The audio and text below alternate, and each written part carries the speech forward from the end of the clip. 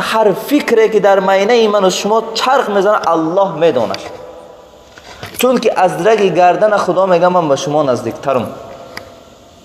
کراما کاتبین یعلمون ما تفعلون.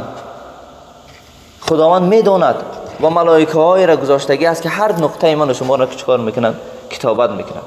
پس خداوند چی میگه؟ و حصل ما فی الصدور. ای بندگانی که گناه میکنید من میدانم که در قلب شما چی است. روز قیامت خداوند همون پراله که پنهانش کردگی مازید، همون پراله که پر از حقارت و کینه و بدبینی در درون مانداریم، قلب و سیاه کردیم، همون پرال خداوند در بین میلیارد انسان میکشایش. از اون روز بترسیم، قسم به خدا اون روز خیلی سخته. روزی هست که خداوند چی میگه؟ این الذین عاشوا فی خیری و عبدوا غیری. کجا شدن اون بندگانی که در نعمت من در این قدر راحتی آمدن عبادت کردن اما غیر من عبادت کردن؟ همه بندگان سجده دارن اما هر سجده موافق بر الله نیست. خدا هر سجده را قبول نمیکنه.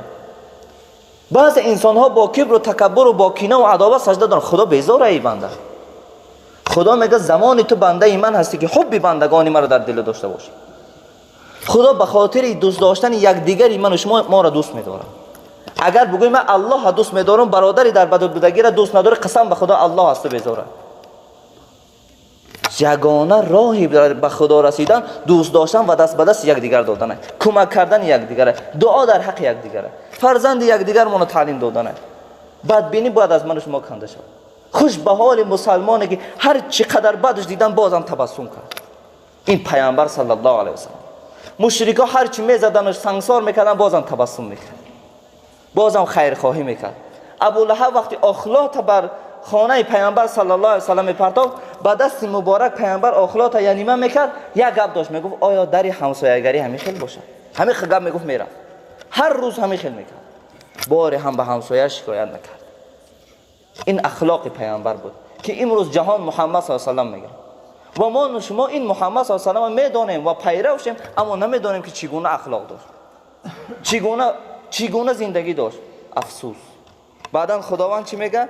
آخران نقطه ده ان ربهم بهم یومئذ لخبیر. به درستی که پروردگارشان آن روز به احوالشان خبردار است.